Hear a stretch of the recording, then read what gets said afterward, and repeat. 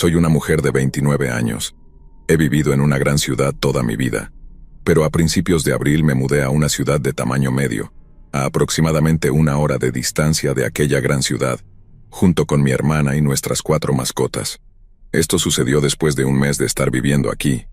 Mi hermana estaba preparando su presentación final para su licenciatura en artes, la cual se iba a mostrar en la ciudad, así que tuvo que pasar el día completo allá para hacer sus preparativos. Me quedé sola en casa con nuestros gatos y perros, así que, al atardecer, decidí salir a dar una caminata larga con mis 2 perros. Caminamos durante aproximadamente 1 hora, pero a unos 5 minutos de nuestra casa, cuando ya regresábamos, vi a un hombre tocando una puerta a 1 cuadra de distancia. Pensé que se veía un poco extraño, porque tocaba la puerta, miraba alrededor, volvía a tocar y nuevamente miraba alrededor. Sin embargo, no parecía peligroso, así que seguí caminando, ya que tenía que pasar cerca de él para tomar la calle que me llevaría a casa. Cuando estaba a unos 10 metros de él, miró en mi dirección y comenzó a caminar hacia mí. Era alto y delgado y llevaba lo que parecía ser una caja de caramelos. Me preguntó si tenía alguna moneda que le sobrara. Le dije, «Lo siento, amigo, solo tengo las bolsitas de mis perros. Que tengas buen día». Y estaba lista para seguir caminando, cuando él vio uno de mis tatuajes y me detuvo. Para dar un poco de contexto, tengo tatuajes. No estoy llena de tatuajes, pero tengo varios en mis brazos y piernas, y como llevaba shorts, los de mis piernas eran visibles. El que específicamente estaba mirando es el de una mujer fantasma en un estilo tradicional japonés. Al detenerme me dijo, «Ese es un tatuaje muy genial, ¿me lo darías?». Me reí, incómoda, pensando que estaba bromeando, pero él estaba completamente serio. Simplemente se quedó mirándome sin parpadear, observando mi tatuaje. Luego continuó hablando. «No. ¿Así que solo vas a dejar que los gusanos se lo coman? Qué lástima. Sería mejor si una persona se lo comiera». En ese momento levantó el rostro y me miró directamente a los ojos con una sonrisa muy exagerada, que parecía un intento de ser amistoso, pero solo hizo que me sintiera aún más incómoda. Después, me preguntó mi nombre y para no antagonizarlo le di un nombre falso, Regina. Luego me preguntó si vivía en la ciudad, a lo que también mentí y dije que era de la gran ciudad y solo estaba de visita. Me dijo entonces que él también solía vivir en aquella ciudad, que vivía en las calles del centro. Me contó que solía rapear en los autobuses para ganar dinero, y de repente, comenzó a rapear sobre mí, todavía mirándome fijamente a los ojos. Rapeó sobre lo bonita que era, lo asombrosos que eran mis tatuajes, y en su rap dijo que mi nombre era Lorena. Lo corregí y le dije que mi nombre era Regina y no Lorena, ya que tenía la sospecha de que había notado que le había dado un nombre falso y estaba poniéndome a prueba. Solo sonrió y asintió. Luego me preguntó si le daría mi número. Le dije que mis perros y yo teníamos que ir a casa, que me estaban esperando. Él señaló una carnicería a 1 cuadra de distancia y me dijo que podíamos sentarnos allí mientras le daba mi número, que no tomaría mucho tiempo, pero le dije que no podía.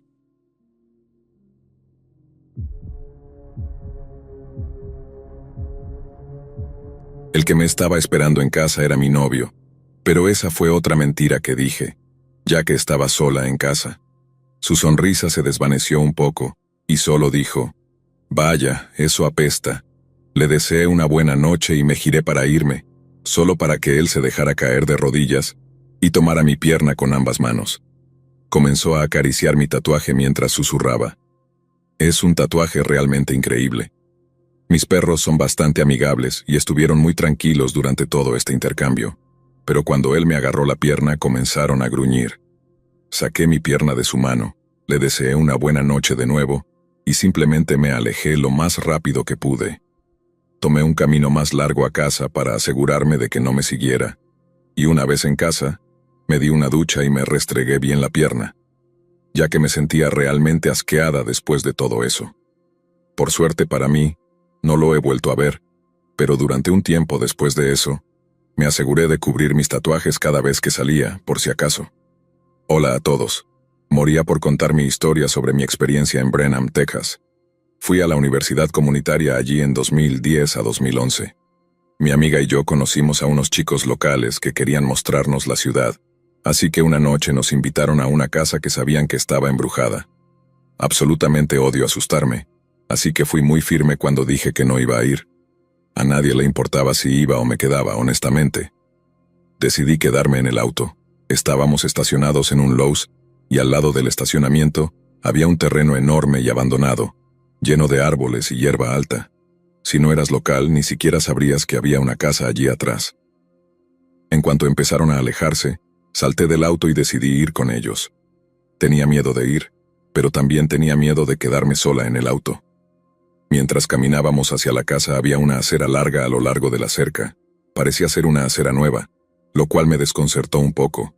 A medida que nos acercábamos a la casa estaba tan oscuro que apenas se podía ver la casa. Los árboles bloqueaban la luz de la luna que intentaba pasar. Abrimos la puerta y en cuanto entras, hay unas escaleras para subir.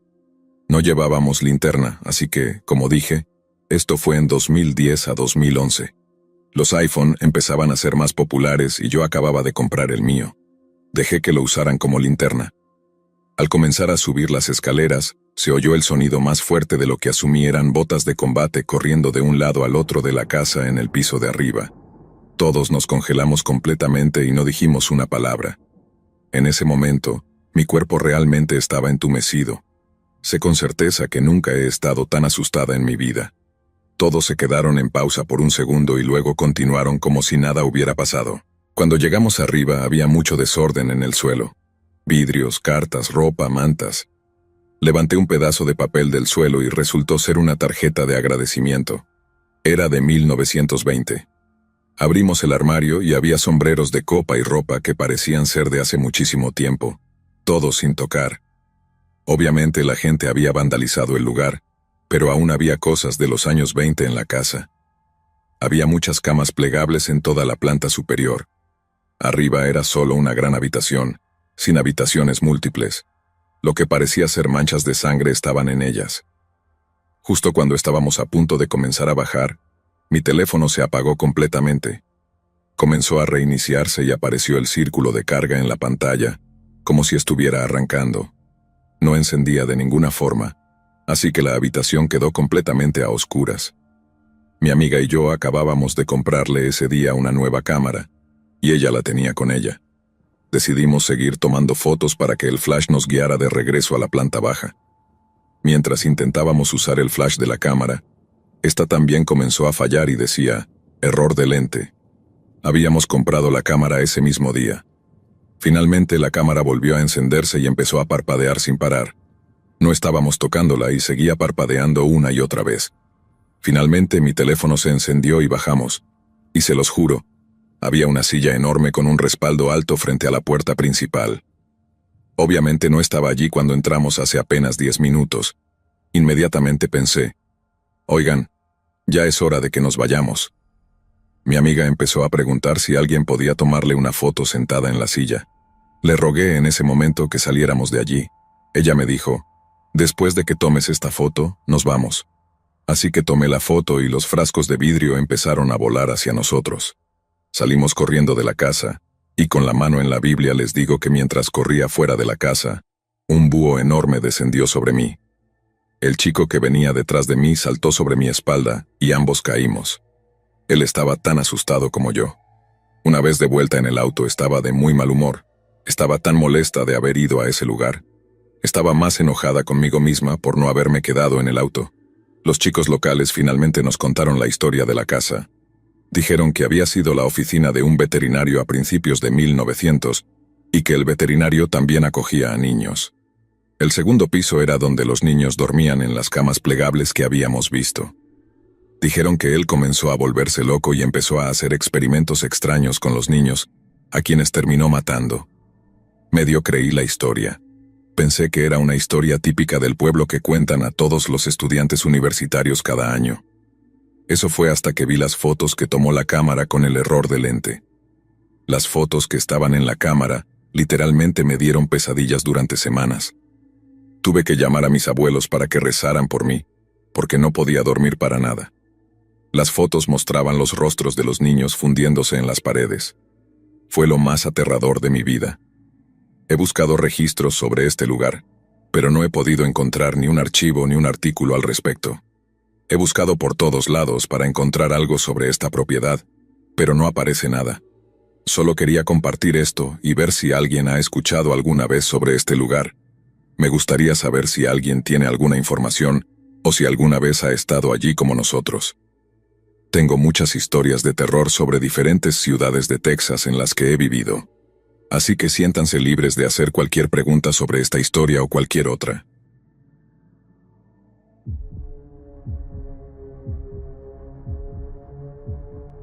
Mis hijos y yo estábamos regresando a mi coche después de una salida muy exitosa al cine. Vimos Mi villano favorito 4. Estuvo bien, todos estábamos de buen humor. Los dos mayores estaban a cada lado mío, mi hijo de 14 años y mi hija de 11, y mi hija de 5 años estaba agarrada de mi mano. Era una función relativamente tarde, así que llegamos al estacionamiento alrededor de las 7:30.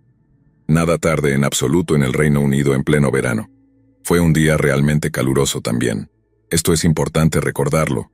Es un típico estacionamiento de varios pisos en el centro de la ciudad de una ciudad relativamente pequeña, pero es un espacio relativamente abierto, con grandes arcos y buena iluminación. Solo había 2 salidas en ese lado, la que atravesamos, y otra a unos 50 espacios de distancia, o sea, bastante lejos. Al entrar, siento que alguien me está observando, ya sabes, esa sensación incómoda de que te están mirando sin que lo sepas.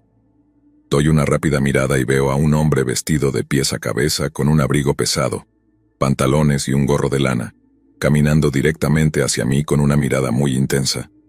La observación de la ropa puede no ser muy relevante, ya que en el estacionamiento suele haber bastantes personas sin hogar porque es un lugar más fresco y resguardado. Además, el hombre con ropa de clima frío supuse que era alguien sin hogar. Esto lo digo sin ningún tipo de juicio, por cierto. La velocidad y la dirección en la que caminaba significaban que literalmente no tenía otro camino que no fuera salir del estacionamiento y cruzar el puente hacia el centro de la ciudad. Seguimos hacia el coche, que está a mitad del estacionamiento, y este está aproximadamente a la mitad de su capacidad. Casi de inmediato me doy cuenta de que nuestro hombre no salió del estacionamiento, sino que en cambio giró bruscamente a la derecha y comenzó a caminar en paralelo a lo largo de la primera fila de autos. Su velocidad cambió para igualar el paso más lento que marcaba la más pequeña, y su cuerpo estaba girado de una manera extraña, pero claramente tenía la mirada sobre nosotros, aunque sin contacto visual directo.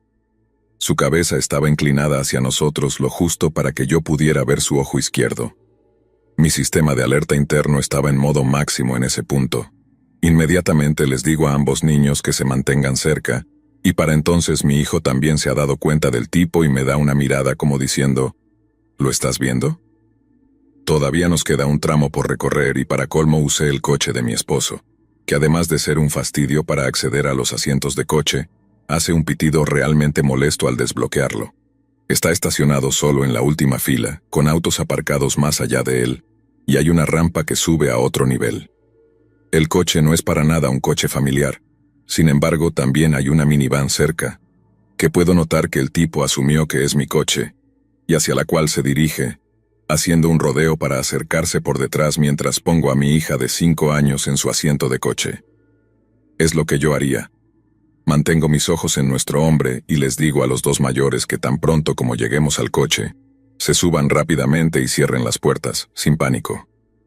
Es solo una de esas órdenes de, haz lo que digo y sin preguntar. A este punto, mi hija del medio también ha notado al hombre y sigue mirándome para que la tranquilice. Porque, y no puedo enfatizar esto lo suficiente para cualquiera que piense que soy solo una mujer realmente asustada y paranoica, el tipo parece un depredador acechando a su presa. La forma en que está configurado el estacionamiento, con las salidas, no hay absolutamente ninguna razón para que alguien camine en la dirección en la que él va. Su camino lo lleva literalmente hacia lugares de estacionamiento vacíos y una pared. Cuando nos acercamos al coche, el hombre ha avanzado un poco, pero sigue manteniendo contacto visual. Su línea de la barbilla está en su hombro izquierdo, lo cual en retrospectiva es bastante gracioso, ya que debió haber sido incómodo de mantener durante 2 a 3 minutos de caminata. Al desbloquear el estúpido coche que emite pitidos, él hace contacto visual completo conmigo, gira bruscamente a la derecha siguiendo la siguiente fila de coches, y comienza a rodearnos en un arco. Tan pronto como llega al otro lado, en el lado del conductor, empieza a caminar directamente hacia nosotros. Mis hijos entran lo más rápido que pueden, haciendo un trabajo fantástico de seguir lo que les digo. Y en 5 segundos estamos adentro, puertas cerradas y bloqueadas. Si hubiera tardado un poco más, el tipo habría llegado hasta nosotros. Tan pronto como el seguro de la puerta se cierra, el tipo hace un giro inmediato a la izquierda y se aleja directamente del coche. Se dirige en la misma dirección de la que vino originalmente. En esencia, ha dado una enorme vuelta al estacionamiento, pasando por 2 salidas en el proceso. Mientras empezamos a salir, él se detiene y nos observa todo el tiempo. Y luego nuevamente se da la vuelta y regresa a la salida por la que lo vi pasar por primera vez. Obviamente, esto dio lugar a una charla con los niños sobre la seguridad, el oportunismo y la importancia de confiar en el instinto, junto con cuánto me enorgullecí de ellos por escuchar y seguir lo que les pedí que hicieran.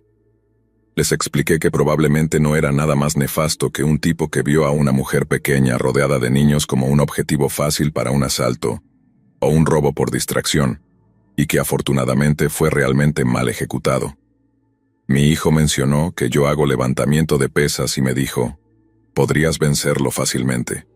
Y tuve que recordarle nuevamente que los cuchillos existen, y que incluso sin uno, un hombre, especialmente uno que probablemente esté drogado, aún podría ganarme, y que recordara que nadie esperaría que un padre se defendiera así con sus hijos presentes, y que mi Google Pixel 7 no valía la pena traumatizarlos. Es lo peor del mundo tener que admitirle a tus hijos que no eres el tipo de héroe fuerte que ellos creen que eres. También tengo que señalar que esta no es la primera vez que me han abordado en un estacionamiento casi vacío, para cualquiera que diga, oh, solo eres paranoica. Ya he tenido a un hombre que intentó abrir la manija de mi puerta del pasajero en otro gran estacionamiento abierto y casi vacío, a plena luz del día, mientras leía un libro en mi coche. Estaba esperando a alguien en ese momento. Él cruzó todo el estacionamiento directamente hacia mí e intentó abrir la puerta. Afortunadamente el coche estaba bloqueado. Parecía casi sorprendido. Le grité y rápidamente se alejó. Lo recogió otro hombre en un coche que estaba esperando detrás del seto de enfrente, y eso justifica todo el odio por los coches que emiten pitidos y luces cuando se desbloquean. Si alguien te está siguiendo, son un faro para tu destino esperado. No hace tanto, mi tren se había retrasado y llegó a las 11 de la noche, así que estaba obviamente oscuro. Desembarqué con otras 4 personas y desbloqueé mi coche bastante atrás. Un hombre que caminaba por el lado opuesto de los coches más adelante, literalmente se detuvo detrás de mi vehículo, así que tuve que pasar de largo y dar la vuelta. Y en cuanto presioné el botón, siguió por el estacionamiento. Tal vez era inocente, aunque muy coincidencia si lo era. De cualquier manera no iba a averiguarlo. También me han acosado antes, e incluso una vez un taxista intentó secuestrarme después de una noche fuera cuando tenía 18 años. Afortunadamente, no bebo, así que diría que tengo buenas razones para estar tan hiperalerta como lo estoy. Honestamente, ni siquiera sé por qué estoy justificando esto.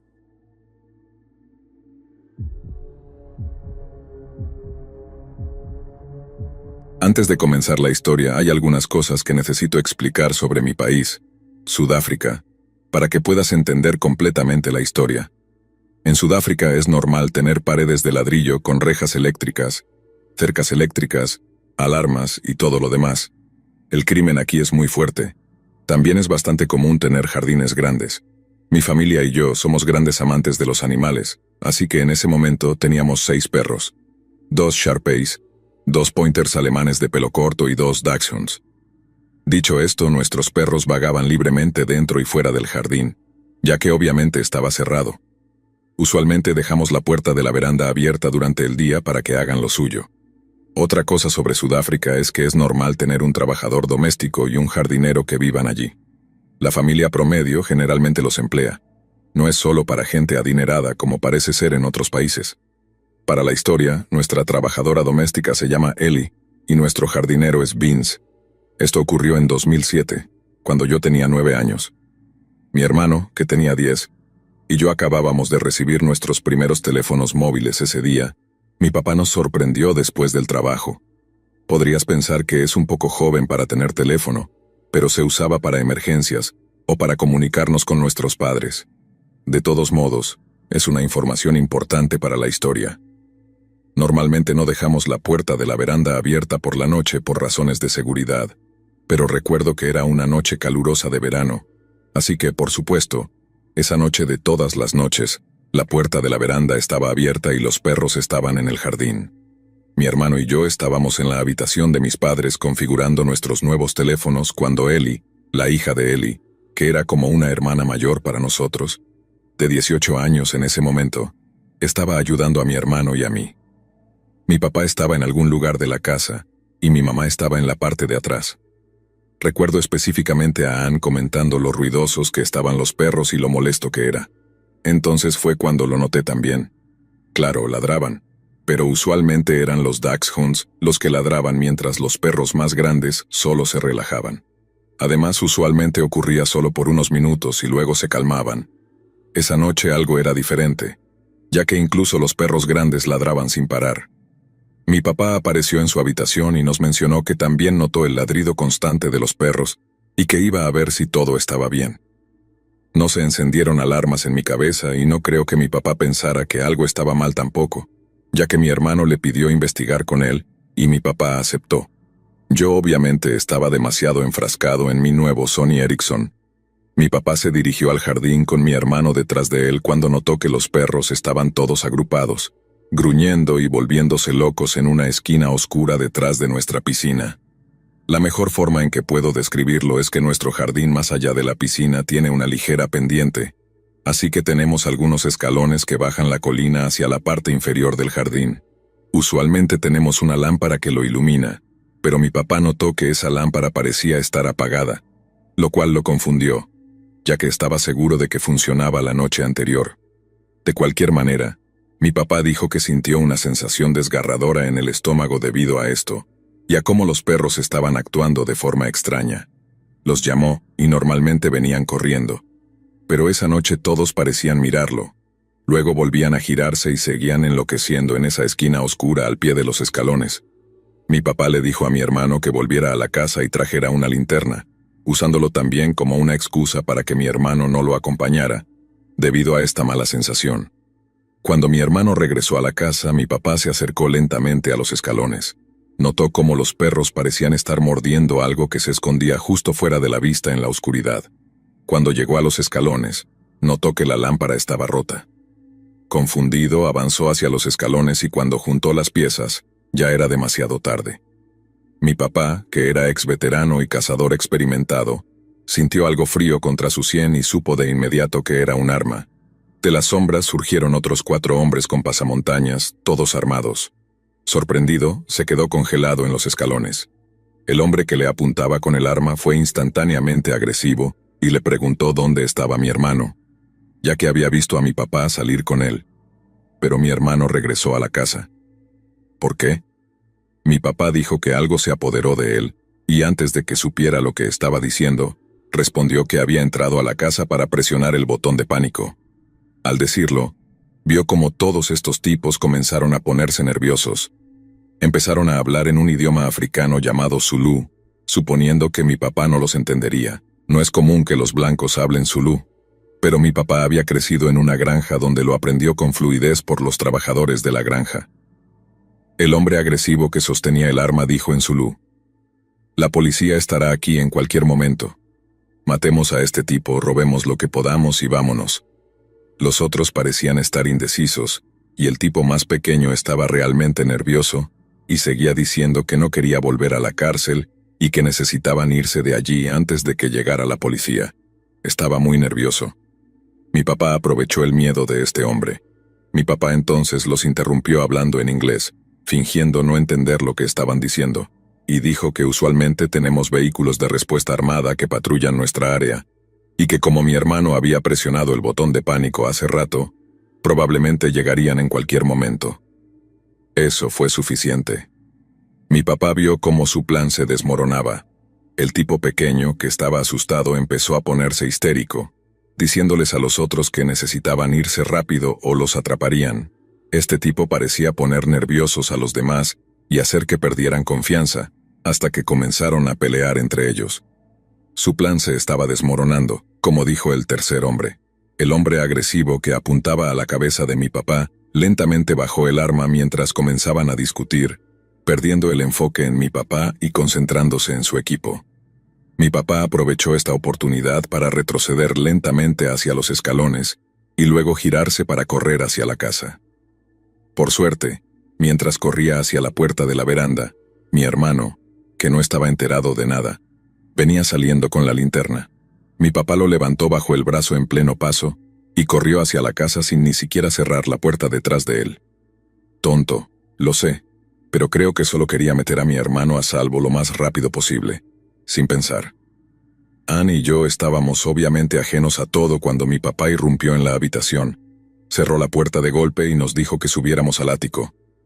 Hay 5 tipos afuera con armas, están aquí para hacernos daño, suban ahora. Mi corazón se hundió. Recuerdo que mi cuerpo reaccionó automáticamente y corrí hacia las escaleras con Anne justo detrás. Mi mamá salió del baño envuelta en una toalla, no muy lejos detrás de nosotros. Nos sentamos allí en la oscuridad, en silencio. Juro que podías escuchar el caer de un alfiler. Creo que todos estábamos esperando escuchar algo abajo en las habitaciones. Mi mamá maldijo diciendo que no tenía teléfono ni mi papá, pero en mis manos estaba mi nuevo Sony Ericsson. ¿Qué mejor emergencia para usarlo que esta, verdad? Mi mamá marca a la policía, y no lo vas a creer, pero nos preguntaron dónde vivíamos. Explicamos todo y nos dijeron que no era su jurisdicción, lo siento. Clic. La línea se cortó. No solo estábamos asustados, sino también boquiabiertos. Mi mamá comenzó a maldecir de nuevo y fue entonces cuando mi papá se dio cuenta de que no cerró la puerta de la veranda. ¿Y qué pasa con Ellie y Vince, que estaban en sus habitaciones, ignorantes del peligro en que se encontraban? Consiguió su arma de la caja fuerte en el ático y nos dijo que sin importar lo que escucháramos no bajáramos, que debíamos quedarnos escondidos pase lo que pase. Yo estaba llorando, rogándole a mi papá que no nos dejara, pero él nos dijo que tenía que ir a buscar a Ellie y Vince antes de que algo malo les pasara. Ahora había aún más lágrimas, ya que comprendí que había otras 2 personas en peligro. Anne estaba, por supuesto, histérica, temiendo también por su mamá abajo. Mi papá desapareció y el aire se volvió denso con tensión. Aún podíamos escuchar a los perros volviéndose locos, lo que indicaba que esos hombres seguían en nuestra propiedad. Mi mamá entonces llamó a otro número, la seguridad armada que patrulla el área. Dijeron que llegarían en unos 10 a 15 minutos y que debíamos esperar y mantenernos ocultos hasta que tocaran el timbre en la puerta. Esperamos en silencio, temiendo escuchar un disparo o cualquier cosa que indicara que esos hombres estaban en nuestra casa. Pero solo hubo silencio. El único sonido eran los ladridos de los perros afuera. Después de lo que parecieron horas que probablemente fueron solo un par de minutos, escuchamos pasos subiendo las escaleras y mi corazón se aceleró. Recuerdo cerrar los ojos y rezar para que fuera mi papá con Ellie y Vince. Por suerte, lo era. Nos escondimos por un rato, nadie se atrevía a hablar. Los perros parecieron calmarse considerablemente aunque aún ladraban de vez en cuando. Finalmente sonó el intercomunicador de la puerta y mi papá nos dijo que esperáramos mientras verificaba si era la compañía de seguridad, y efectivamente lo era. Abrió la puerta y la pesadilla terminó. Recuerdo que me puse de pie, y mis rodillas temblaban por toda la adrenalina que mi cuerpo había soportado. La seguridad armada notificó a la policía correcta y todos investigaron el jardín. Encontraron 7 pares de huellas y que estos tipos habían saltado las púas de nuestra pared y simplemente trepado. Poco después, instalamos una cerca eléctrica. Eso significa que había otros 2 tipos escondidos en las sombras que mi papá no había visto, lo cual en realidad es escalofriante si lo piensas. La criminalidad violenta en Sudáfrica es bastante grave, y es común que ocurra tortura y agresión sexual durante las invasiones a hogares. Yo obviamente era muy joven en ese momento, y no conocía los horrores del mundo. Solo estaba asustada por mi familia, y no quería que les pasara nada. Ahora que soy mayor, solo pensar en 4 mujeres en la casa y mi mamá solo con una toalla me da escalofríos. Hasta el día de hoy, la policía dijo que el hecho de que hubiera tantos tipos en lugar de 1 a 3, indica que posiblemente tenían intenciones más siniestras. Gracias a Dios no le pasó nada a mi familia, y siempre estaré agradecida por la rápida respuesta de mi papá sobre el botón de pánico. También me alegra que mi papá entendiera Zulú y pudiera manipular la situación para beneficiarnos. Finalmente mi familia siempre estará en deuda con nuestros buenos chicos y chicas que nos advirtieron esa noche. Un resultado aterrador y que nos habría cambiado la vida 100% habría sucedido esa noche, de no ser por nuestros increíbles perros. Desde ese día en adelante mi papá siempre les daba arroz o carne sobrante con su cena. Descansen en paz, Hi, Shudo, Dash, Fudge, Wrinkles y Pikachu. Estoy seguro de que hay un lugar especial en el cielo reservado para ustedes.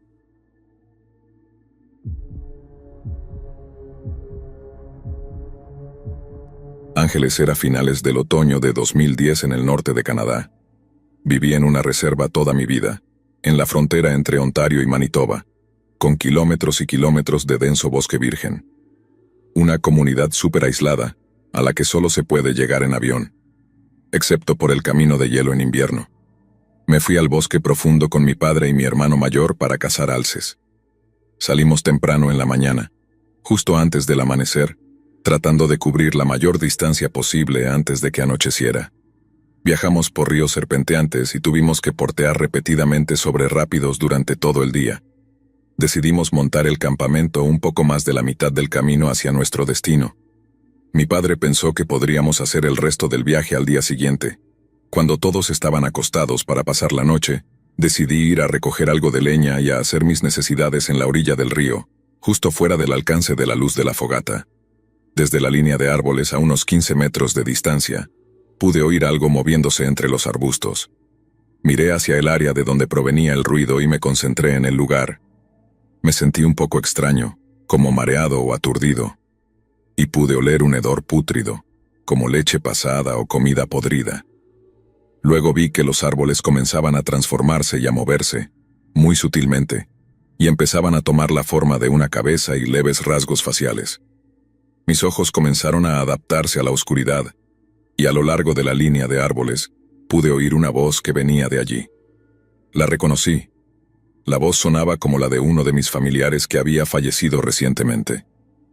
La cara tomó la forma de mi familiar. «Hola», dijeron. «Te he echado de menos, ven a verme». Sonreí y di un paso adelante, pero me detuve para analizar la situación. La cara de mi familiar dejó de sonreír y se volvió inexpresiva. Su piel comenzó a palidecer y a desprenderse, y trozos de carne comenzaron a caerse de sus mejillas. Sentí un choque de miedo que invadió mi cuerpo. No podía entender lo que estaba pasando, así que empecé a retroceder y a dirigirme de regreso al campamento. No me di cuenta en ese momento de que había estado caminando hacia la voz, y estaba cada vez más lejos de la luz de la fogata. La voz se puso furiosa, gritándome que fuera hacia ella, así que me di la vuelta. Pero cuando miré una vez más vi la cosa más asquerosa que jamás haya visto. Era carne podrida sobre huesos desnudos, ojos hundidos, y una cavidad torácica hueca. Esta criatura humanoide era alta y súper delgada. Corrí tan rápido como pude tratando de gritar pidiendo ayuda, pero el miedo hacía que mi voz saliera débil y rasposa. Corrí a lo largo de la orilla del río y pude oír los fuertes respiros y las pisadas de esa cosa detrás de mí. Llegué a la parte superior de la orilla del río, pero me agarró la pierna justo cuando subía. Me agarré del pasto y me esforcé por levantarme, gritando tan fuerte como pude, y finalmente mi voz volvió y grité que alguien tenía mi pierna. Mi hermano se despertó y corrió hacia donde estaba yo. Luego me levantó y me llevó junto a la fogata. Estaba aterrorizado, tratando de explicar lo que vi y que parecía mi familiar, pero no lo era. Trataba de convencerlos de que no estaba imaginando cosas. Pero mi hermano asintió con la cabeza y dijo, «Yo también lo vi». Eso lo confirmó. Él reconoció que era real. Nos quedamos despiertos toda la noche después de eso, con los rifles cargados y cerca. Empacamos todo cuando el sol comenzaba a salir y regresamos a casa. No hemos compartido esa historia con nadie por miedo a que nos tilden de locos o mentirosos. He tenido pesadillas y no pude dormir durante meses después de eso. Veía cosas, figuras oscuras mirando por la ventana, o escuchaba susurros cuando caminaba a casa por la noche. Eventualmente veía esta figura a diario. Fui a ver a un chamán o sanador en busca de ayuda, pero aprendí que las ceremonias solo lo alivian temporalmente. Amigos me dieron de todo, desde bolsitas de protección hasta ciertos amuletos. Descubrí que existe una alta posibilidad de que me haya encontrado con un wendigo. Aprendí que si te encuentras con uno y sobrevives, Se adhiere a ti como un parásito. También supe que solo puede hacer esto si te toca, lo cual sucedió. Desde esa noche he estado en guardia cada vez que entro en un bosque o zona boscosa, lo cual es una pena porque amo estar al aire libre y cazar en la naturaleza. Ahora siempre siento que necesito tener la espalda contra algo cuando estoy en el bosque. De todos modos, saca tus propias conclusiones sobre esto. He pagado el precio por ser un niño ignorante de las historias antiguas. Son reales, puedo dar fe de ello.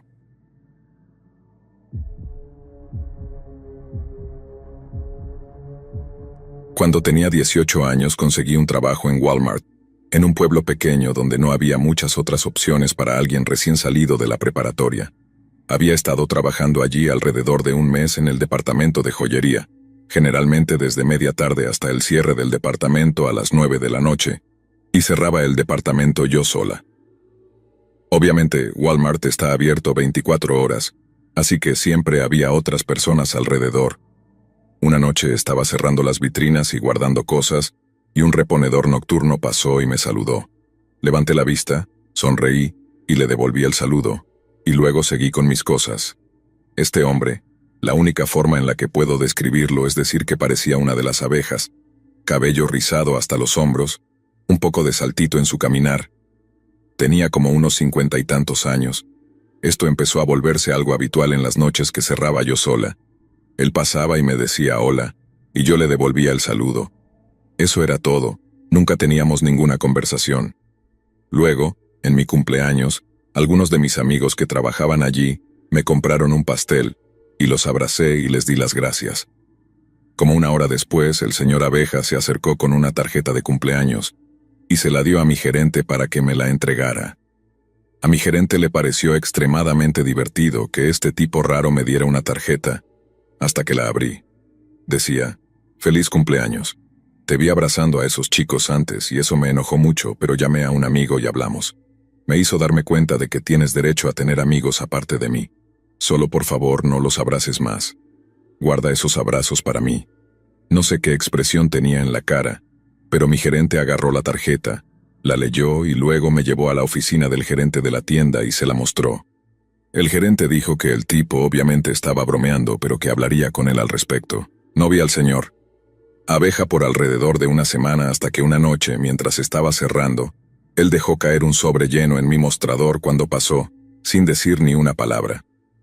Dentro había 6 páginas, por ambos lados, llenas de pura locura.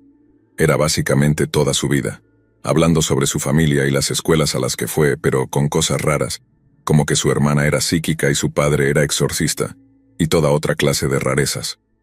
Al final de la carta había algunas otras cosas horribles, así que esto también se lo llevé al gerente de la tienda, y me pidió que escribiera una queja por escrito. Me dijo que no saliera sola y que no me acercara a los lugares donde él pudiera estar durante mis descansos. ¿Qué tal si mejor lo despiden? 2 noches después estaba terminando de cerrar, y como está configurado el mostrador, hay solo una entrada, y el mostrador rodea a ambos lados. Él trajo un carrito de mano con cajas de mi departamento, pero lo empujó hacia la única apertura del mostrador, así que quedé atrapada dentro. Simplemente se quedó ahí mirándome mientras yo lo miraba con lo que estoy segura era puro terror. Entonces y aún ahora, estoy llena de ansiedad. No me gusta la confrontación y lo último que quería era que este tipo raro me confrontara sobre haberlo reportado 2 veces. Susurró, «Perdón, no quería asustarte». Me di la vuelta y comencé a terminar mis tareas de cierre, pretendiendo que no estaba ahí, aunque podía sentir que me observaba. Después de unos minutos, lo miré y le dije, «¿No te dijeron que te mantuvieras alejado de mí?». Él me dio una sonrisa asquerosa de depredador y dijo, «Mike, el gerente de la tienda, me preguntó si estaba bromeando. Le dije que sí». Luego se inclinó lo más cerca que pudo con el mostrador entre nosotros y susurró, «Pero no estoy bromeando». Luego se fue. Durante las siguientes 2 semanas él aparecía al azar donde yo estuviera. Salía a almorzar y él estaba allí. Incluso en lugares fuera del trabajo iba al centro comercial, y él estaba allí. Otro gerente de departamento me contó que lo habían reportado otras 4 personas en los últimos 2 años por comportamientos muy similares. Fui de nuevo a mi gerente de la tienda, quien me dijo que el tipo era inofensivo, y que tal vez tenía un poco de crush conmigo. Él tenía más de 50 años, y yo tenía entre 18 y 19 durante todo esto. Una semana después, entregué mi renuncia y me fui. Él todavía trabaja allí, 13 años después, y todavía me da escalofríos.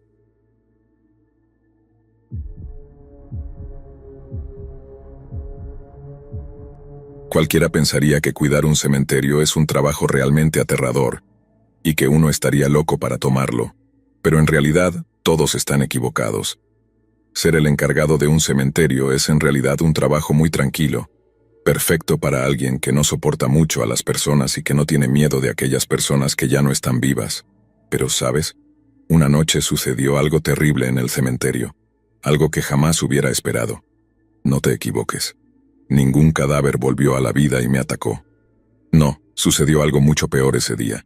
Tenía razón en tener más miedo de los vivos que de los muertos, pero de entre todas las personas vivas que podría haber encontrado en el cementerio, no esperaba encontrarme con la peor posible.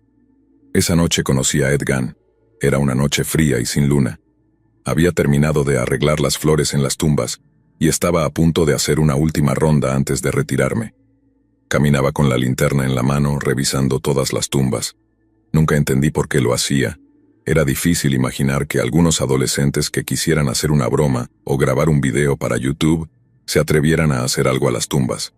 Estaba bostezando, tenía suficiente sueño y pronto vendría el siguiente guardia a reemplazarme. Honestamente, no tenía ganas de recorrer todo el cementerio, así que me di la vuelta sin terminar mi ronda y comencé mi camino hacia mi puesto de seguridad. Pero de repente un ruido llamó mi atención y me hizo mirar hacia adelante nuevamente. Era un sonido sordo, como si alguien estuviera cavando. Me dirigí hacia la fuente del sonido pensando que podría ser un animal. A veces un perro o gato callejero intentaba cavar hoyos en el suelo, pero a medida que me acercaba, me di cuenta de que no era un animal. El ruido se hacía más claro, como si alguien estuviera cavando en una tumba. Mi corazón latía con fuerza mientras avanzaba con cautela. Muchas veces me habían dicho cuál era el protocolo en caso de que alguien intentara desenterrar una tumba, pero nunca pensé que algo así pudiera suceder. Lo peor de todo era que no había nada que pudiera hacer, excepto amenazar con llamar a la policía. Recé para que fuera un perro. Tal vez el ruido era demasiado fuerte y yo estaba exagerando. Cuando llegué a la sección más antigua del cementerio, todas mis esperanzas se desmoronaron y reuní el valor para enfrentar lo que estaba viendo. Era una figura encorvada junto a una tumba abierta. Un hombre, delgado y vestido de forma andrajosa, cavaba con gran intensidad. Como un acto reflejo y sin pensar en lo que hacía, apunté mi linterna hacia su rostro. ¿Quién está ahí? El hombre no me respondió. Simplemente apretó más fuerte su pala y empezó a caminar hacia mí. Cada paso era lento y calculado. Se movía como si no pudiera verlo, aunque claramente estaba frente a mí, iluminado por la linterna que temblaba en mi mano. Yo tenía mucho miedo, y él no solo lo sabía, sino que se estaba alimentando de ese miedo para llenarse de valor y seguir acercándose hacia mí. Intenté retroceder, pero tropecé con una lápida y caí al suelo. Antes de darme cuenta, el hombre estaba parado frente a mí.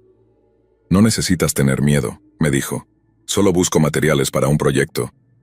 No es que alguien los extrañe, ya están muertos». Mi mente iba a mil tratando de entender lo que estaba sucediendo. Este hombre estaba desenterrando un cadáver y no parecía lo más mínimo asustado por mi presencia. Incluso parecía estar divertido mientras se acercaba. Pude sentir que el hombre lentamente metía la mano en su bolsillo.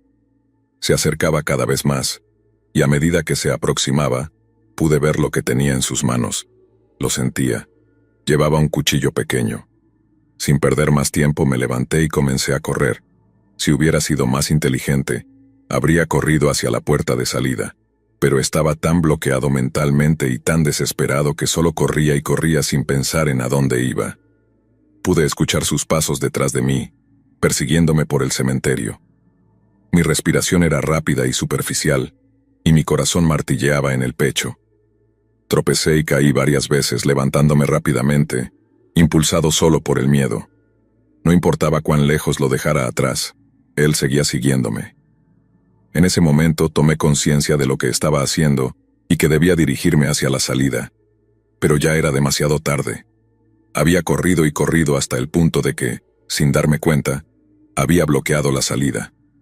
Es decir, podía intentar rodear al hombre y escapar, pero eso sonaba como una idea terrible, un movimiento en falso, y no dudaría en usar su pequeño cuchillo conmigo. Me refugié en la caseta de herramientas del cementerio y cerré la puerta fuertemente, esperando que el viejo candado resistiera. Después de unos segundos, escuché los primeros pasos afuera, lentos y metódicos. El hombre estaba cerca, demasiado cerca. De repente escuché su voz susurrando a través de las finas paredes. Sé que estás ahí, deja de comportarte de forma tan infantil y sal. No te haré nada, solo quiero hablar. Mi cuerpo temblaba incontrolablemente. Busqué algo con que defenderme y encontré una vieja pala. La agarré con fuerza, sabiendo que era mi única esperanza. Todo lo que podía hacer en ese momento era esperar y esperar. Afuera no escuchaba absolutamente nada. ¿Seguiría ahí esperándome? ¿Se habría aburrido y se habría ido? ¿Había vuelto a desenterrar el cuerpo? Miré mis manos y me di cuenta de que estaba temblando incontrolablemente. Tenía mucho miedo. No quería morir. Ningún entrenamiento me había preparado para esto. No me importaba proteger los cadáveres en este lugar. Este trabajo solo era algo que hacía para ganar algo de dinero. Nunca me dijeron que esto podía pasarme. Reuniendo el poco coraje que me quedaba, abrí la puerta lentamente y salí. Miré a mi alrededor buscando cualquier señal del hombre. El cementerio se sentía más oscuro que nunca. ¿Siempre había sido tan brumoso? No lo recordaba. Miré a mi alrededor, pero no vi ninguna señal del hombre. Sabía que probablemente todavía estaba cerca. Tenía que salir de este lugar lo antes posible. Tenía que correr, tenía que escapar.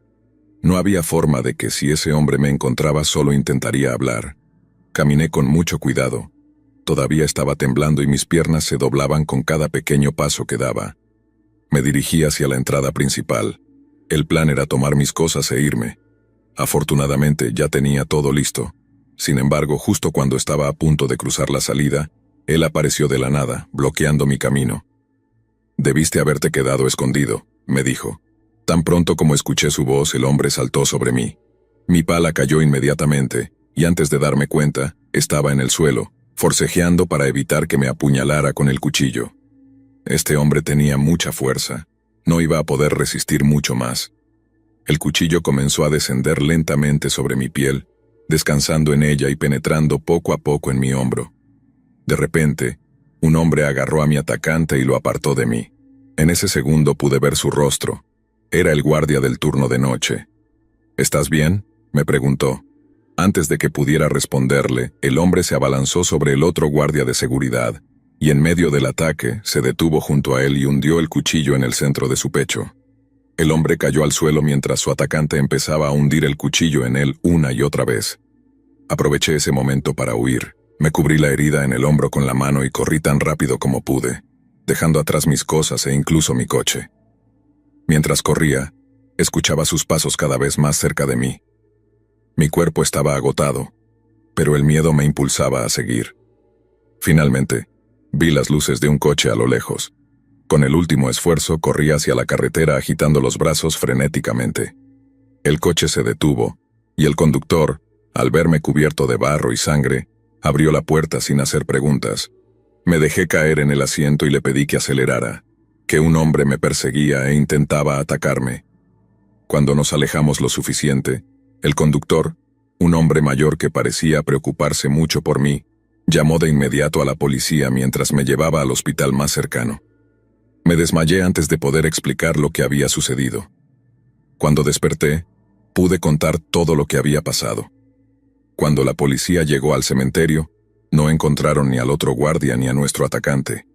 Pero al ver la sangre en el suelo, supieron que lo que les conté era cierto. No supe nada sobre ese hombre hasta muchos años después, cuando lo vi en el periódico. Aquel hombre se llamaba Ed G. y había sido arrestado y acusado de asesinar a 2 mujeres. Aunque los asesinatos de esas mujeres eran aterradores, lo peor de él era lo que hacía con los muertos.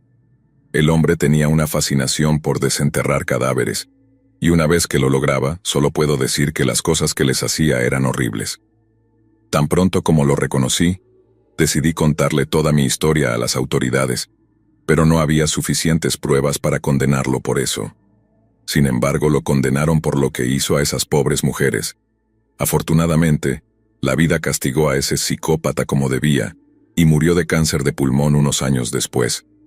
Ed G., conocido como el carnicero de Plainfield, fue un asesino y ladrón de tumbas que operaba en la década de 1950 en Wisconsin.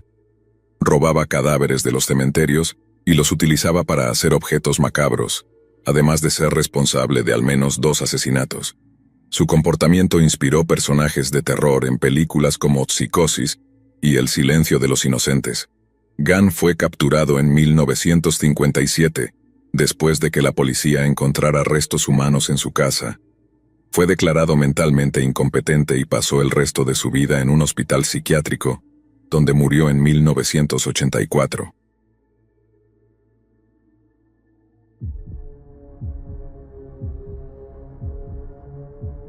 Hola, mi nombre es Javier. Soy un hombre común y corriente, uno de esos que tienen muchas historias para contar. A diferencia de otras personas de mi edad, soy un amante de las películas de terror. No creo que algo pueda asustarme. No me malinterpretes, algunas películas son horripilantes, pero ¿cómo podría asustarme de algo que veo en una pantalla cuando conocí a uno de los asesinos en serie más crueles y aterradores de la historia? Fue en un día como cualquier otro, o al menos eso creía cuando desperté. Trabajaba como técnico de mantenimiento, y esa mañana me asignaron revisar los sistemas eléctricos de una antigua iglesia en Wichita. La tarea era sencilla y pensé que estaría de vuelta en casa para cenar. No podría haber estado más equivocado. Llegué a la iglesia poco antes del mediodía. Era un lugar sombrío, con las ventanas rotas y un olor a humedad impregnando el aire. Fui al sótano, donde me informaron que estaban los interruptores principales. Mientras caminaba por los pasillos, escuché un ruido extraño, como pasos arrastrándose. Pensé que podría ser un animal y no le di mucha importancia, pero cuando llegué al sótano, vi a un hombre alto y delgado vestido con ropa de trabajo revisando algo en el suelo. Mi primer instinto fue saludar, aunque su rostro me resultaba muy familiar. «Hola, soy el técnico. ¿Trabajas aquí?» «Claro, he intentado arreglar esto por mi cuenta para impresionar al técnico cuando llegue, pero supongo que eres tú el técnico, y no lo he arreglado todavía. Creo que fallé. No te preocupes, esto es más difícil de lo que parece. ¿Necesitas ayuda?» «No, gracias, esto no llevará mucho tiempo. Según veo, solo tendré que tocar algunas cositas». «Claro, adelante. Este lugar es un desastre». En ese momento no sentí que algo estuviera mal. Todo era solo trabajo rutinario. Tampoco me sorprendió que el hombre siguiera detrás de mí. Había hecho este trabajo durante tanto tiempo que ya sabía que la gente siempre se quedaba mirando, ya sea por curiosidad o para asegurarse de que estaba haciendo mi trabajo bien. Lo que no esperaba fue lo que el hombre me dijo en ese momento. «Déjame hacerte una pregunta, solo por curiosidad. ¿Realmente no sabes quién soy?» «Bueno, ahora que lo dices, me resultas familiar. ¿Eres famoso o algo así?» «No sé si soy famoso, pero me gustaría serlo algún día». «Ah, sí. Entonces, ¿por qué me resultas tan familiar?» «Probablemente me viste en la tele. Ha habido algunas noticias sobre mí. Mi nombre es Dennis Rader. ¿Te suena?» En realidad sí, aunque no recuerdo de dónde». Y luego añadió: «También soy conocido como BTK». Esa fue la única información que necesitaba. En ese momento recordé su rostro. Ese hombre era Dennis Rader, un asesino en serie peligroso, buscado por torturar y matar a varias personas. Traté de fingir que no lo reconocía, pero ya era demasiado tarde. Mi rostro ya me había delatado. «Ah, veo que ahora sí te acuerdas». Permanecí en silencio, congelado en mi posición sin saber qué hacer. No reaccioné a sus palabras ni lo miré a la cara. En un movimiento rápido, arrojé la herramienta que tenía en la mano y corrí lo más rápido que pude para salir del lugar. Había ganado algo de ventaja, ya no podría alcanzarme. Llegué a la puerta del sótano y traté de abrirla, pero estaba cerrada. Golpeé y pateé la puerta tan fuerte como pude, pero no se abría. ¿Alguien la había cerrado? ¿Alguien estaba ayudando a Rader? De repente sentí un impacto en mi cabeza y mi visión se hizo borrosa. Apenas noté que estaba en el suelo, inconsciente. Cuando abrí los ojos, sentí que habían pasado varias horas. Había una ventana cerca de mí, pero estaba cubierta. La luz de la luna entraba a través de las paredes rotas de la iglesia. Ya era de noche. Sentí un dolor agudo en la cabeza. Intenté moverme, pero descubrí, para mi horror, que estaba atado a una silla de metal con correas de cuero, inmovilizado. En ese momento recordé lo que había pasado. El lugar olía a humedad y a sangre. Alrededor de mí había 4 personas más atadas. Sus rostros reflejaban el mismo terror que yo sentía. Una mujer sollozaba suavemente, mientras que un hombre mayor murmuraba oraciones, su voz apenas audible. Se veía muy débil. No tuve tiempo de observar el resto de la habitación cuando escuché la puerta abrirse. Detrás de ella, entró un hombre con un delantal de carnicero y guantes de látex, llevando una caja de herramientas que hizo ruido al colocarla sobre una mesa quirúrgica en el centro de la sala. Ya conocía al hombre. Era Dennis Rader, el asesino BTK. Rader nos miró con una inquietante calma, como si simplemente fuera a hacer algo que siempre hacía. Su voz era tan amable y amigable como en nuestra conversación anterior, pero esta vez había algo diferente, un tono de burla que antes no sentí. Bienvenidos, mis juguetes, hoy es un día especial, ¿saben por qué? Por favor, déjenos ir, no le hemos hecho nada, dijo alguien. Exactamente lo que dijo la chica. Hoy es un día especial porque hoy conocerán el verdadero significado del dolor. Mi corazón latía con fuerza. No entendía cómo había llegado hasta aquí, pero tenía que liberarme de alguna forma. Intenté salir de la silla, pero las correas estaban demasiado apretadas. Rader se acercó a mí sacando un pequeño cuchillo de su caja. Lo presionó contra mi cuello, sin cortar, solo lo suficiente para que sintiera la frialdad del metal.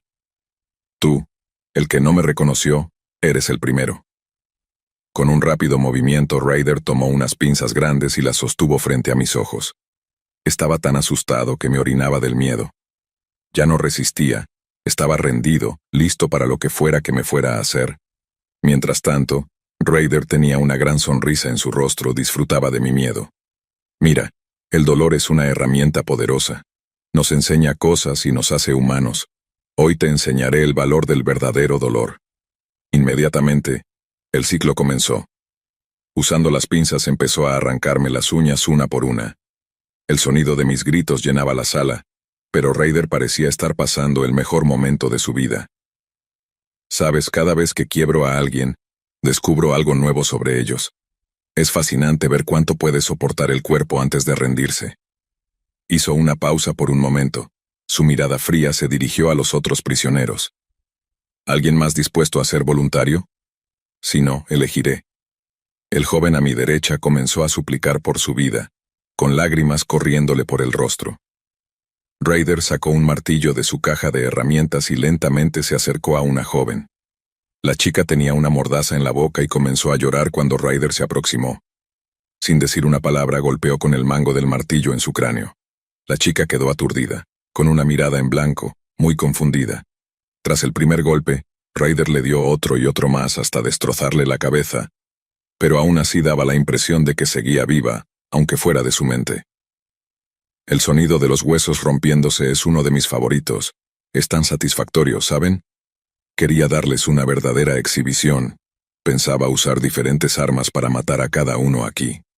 De hecho, tenía un cuchillo, mírenlo, pero hay algo en el martillo que me gusta. Rader se acercó al hombre que estaba rezando antes. Tan pronto como vio al asesino, el hombre cerró los ojos y volvió a rezar. Mi estómago se revolvió cuando Rader levantó el martillo, y justo antes de bajarlo, cerré los ojos. En ese momento, el hombre dejó de rezar y comenzó a gritar. Los gritos se hicieron más fuertes y luego de repente se hicieron más bajos hasta que solo hubo silencio. Todavía quedaban más personas en la sala, pero Rader se giró hacia mí, con el rostro salpicado de sangre.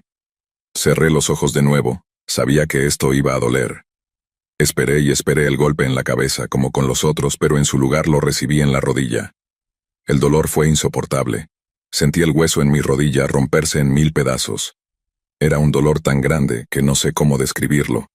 Como si tu rodilla estuviera hecha de vidrio y se rompiera. Apenas pude asimilar el dolor en mi rodilla cuando el hombre atacó la otra, y grité aún más fuerte. En lugar de continuar atacándome, Rader se inclinó cerca de mi oído y me susurró algo. Necesito que salgas de aquí y le cuentes a todos lo que viste. Ahora te dejaré escapar y fingiré que no te veo. Pero cuando termine con los demás iré a buscarte. Arrástrate hasta la salida ahora. No sé de qué seré capaz cuando me quede sin personas a quienes matar. Dicho esto, Ryder me soltó de la silla y caí al suelo. Me arrastré desesperadamente, humillado, hacia la salida. Mientras lo hacía, no pude reunir el valor para mirar atrás, pero escuchaba los golpes del martillo impactando carne humana. Salí de la iglesia y me dirigí a mi coche. Llamé al 911 y les conté todo lo que había sucedido. Me dijeron que mantuviera la línea, que ya estaban en camino, pero que tardarían un poco porque estaba en medio de la nada. Traté de mantenerme en la línea con ellos, pero después de unos minutos cerré los ojos y perdí el conocimiento. Cuando abrí los ojos me desperté en un hospital. Los policías me interrogaron de inmediato, preguntándome todo lo que había experimentado. Cuando llegaron a la iglesia, Ryder ya se había ido, pero los cuerpos de las víctimas seguían en el mismo lugar donde el psicópata los había dejado. La policía no pudo atrapar a Ryder hasta 20 años después, en el año 2005. Cuando lo hicieron, confesó únicamente 10 crímenes, los cuales no incluían a las personas de la iglesia. Consideré denunciarlo, pero ya no tenía sentido. El hombre fue sentenciado a 10 cadenas perpetuas. La justicia había sido servida. En cuanto a mí, nunca pude recuperarme de lo que hizo a mis rodillas. Hoy en día veo todas las películas de terror que puedo, pero nada se parece a lo que vi o sentí con BTK. Estoy realmente cansado de ver películas, pero el no poder caminar sin una silla de ruedas me quita cualquier deseo de salir a la calle o de hacer algo por mí mismo. La justicia puede haber castigado a Ryder, pero nada me devolverá la vida que perdí. Ese hombre puede haberme dejado ir, pero siento que morí esa noche.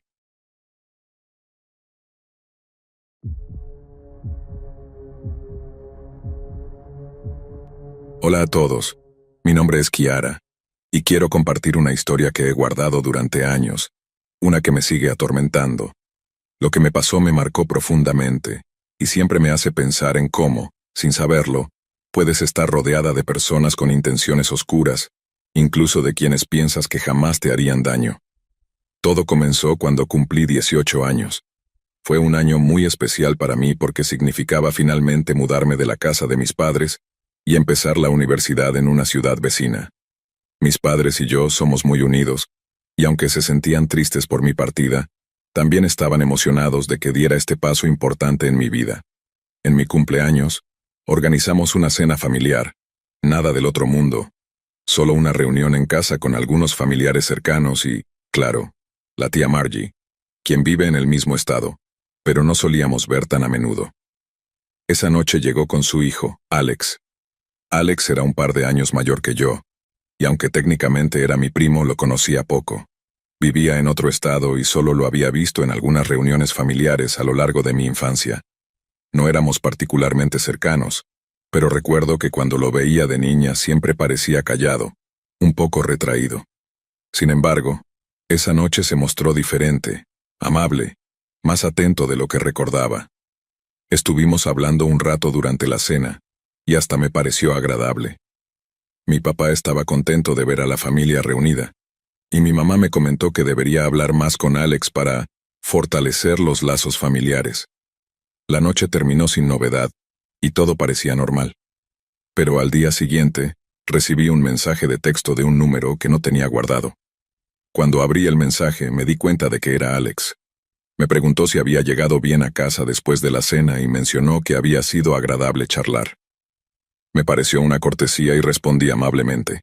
Me preguntó cómo iba a la universidad, qué estaba estudiando, y cosas por el estilo.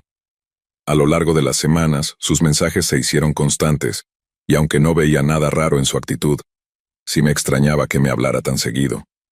Pero pensaba que solo quería ser amable, intentar conocerme mejor y fortalecer, como decían mis padres, los lazos familiares. Luego de un par de semanas, empecé a notar que Alex conocía detalles que yo no le había contado. A veces hacía comentarios sobre mi horario de clases, o me preguntaba qué tal estaba después de tal o cual actividad, cosas que me dejaban extrañada.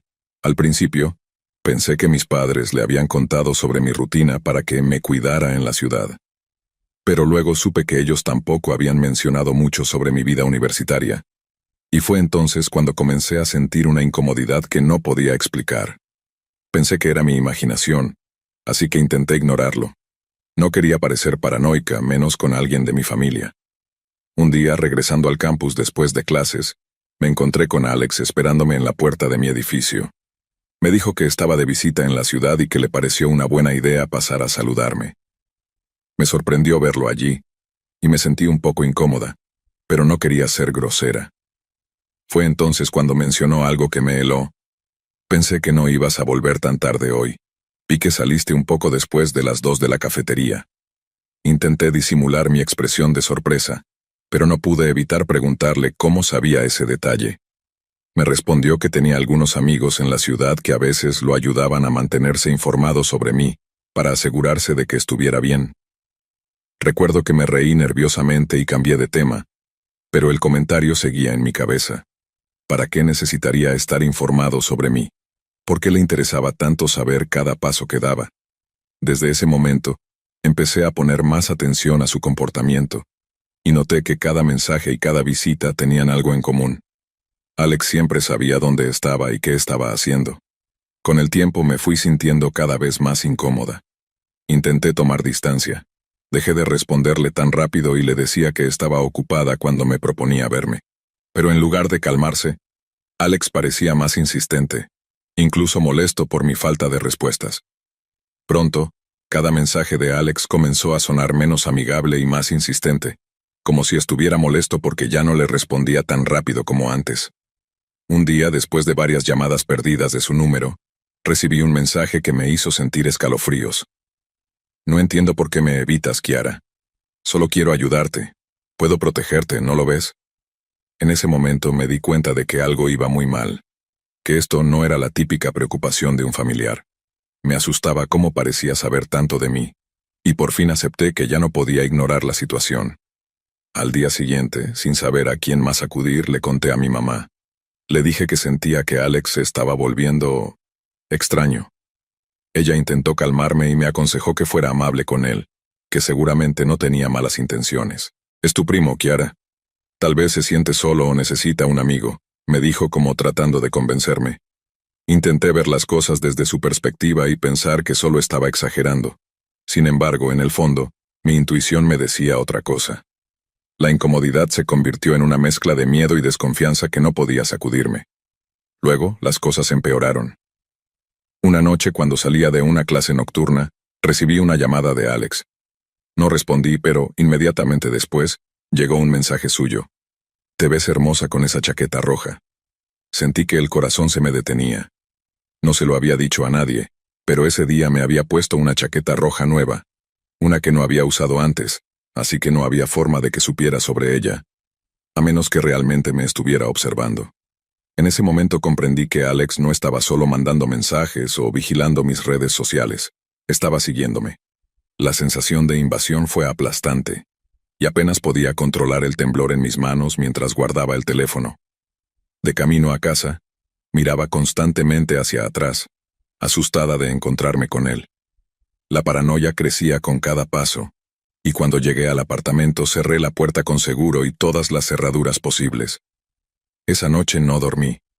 Su presencia parecía impregnar cada rincón de mi mente, cada espacio de mi privacidad, y no había nada que pudiera hacer para evitarlo.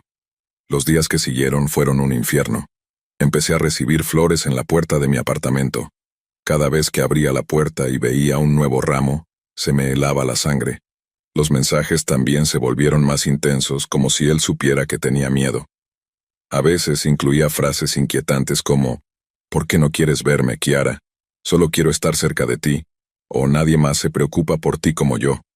Era como si tratara de manipularme, de hacerme creer que realmente tenía buenas intenciones, pero cada palabra que leía solo aumentaba mi angustia. Decidí entonces bloquear su número, con la esperanza de que eso le diera la señal de que debía detenerse. Pero si pensé que bloquearlo me iba a proteger, estaba muy equivocada. Una noche, mientras trabajaba en un proyecto en mi computadora, recibí un correo electrónico de una dirección desconocida. Al abrirlo vi un mensaje de una sola línea. Bloquearme no va a cambiar lo que siento por ti, Kiara. Acompañado de este mensaje, había una foto mía tomada a través de la ventana de mi dormitorio. Sentí que me faltaba el aire.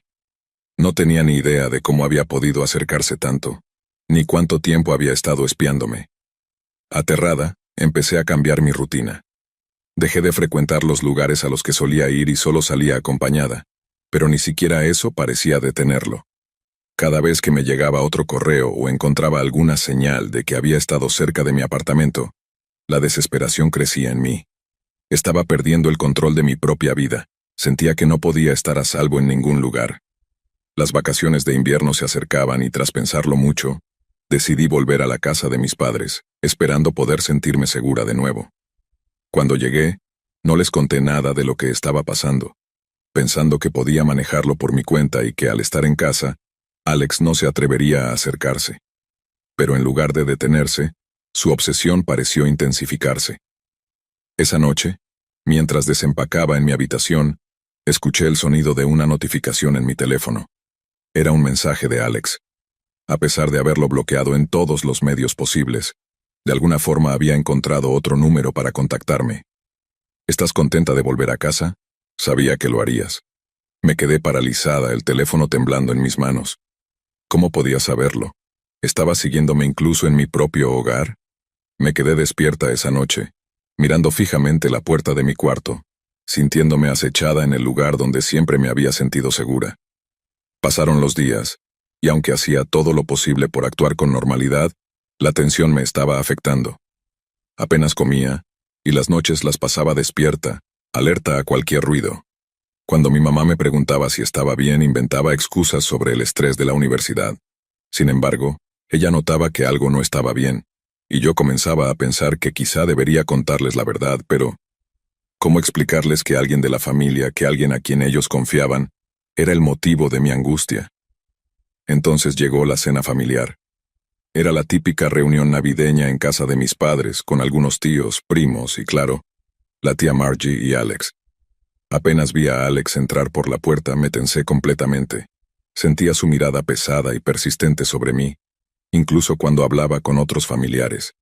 Evité a toda costa quedar a solas con él, y aunque me sentía vigilada todo el tiempo, intenté actuar con naturalidad.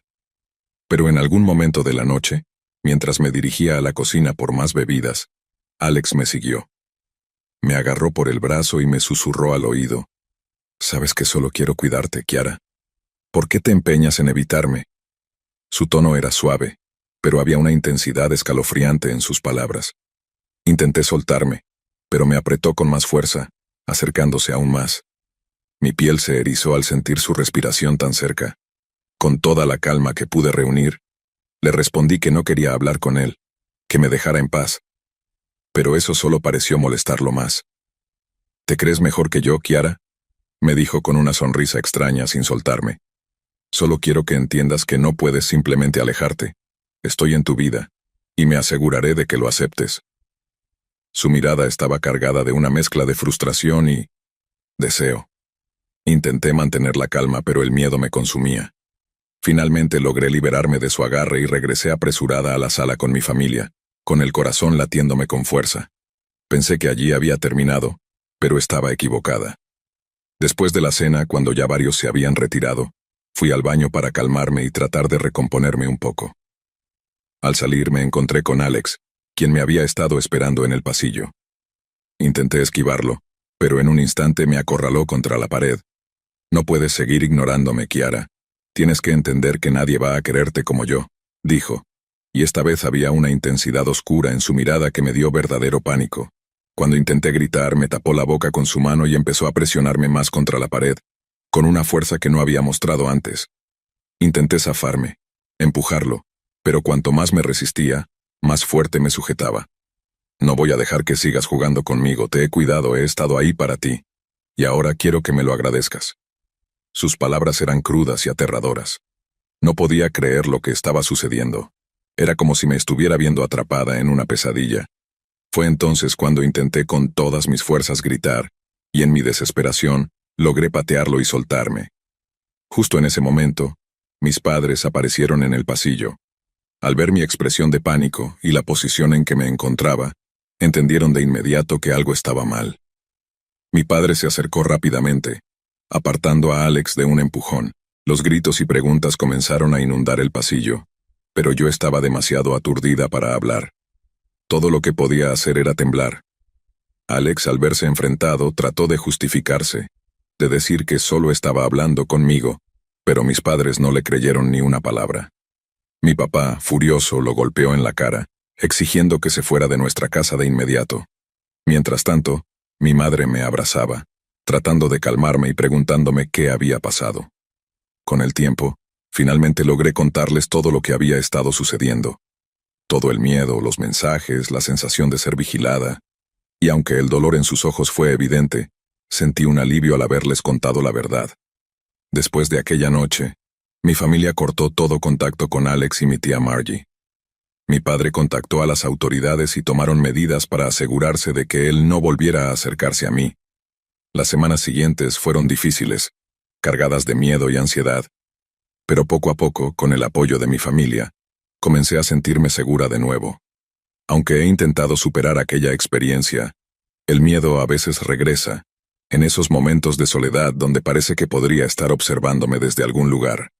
Aún siento que perdí una parte de mí esa noche, una inocencia y confianza que nunca recuperaré por completo.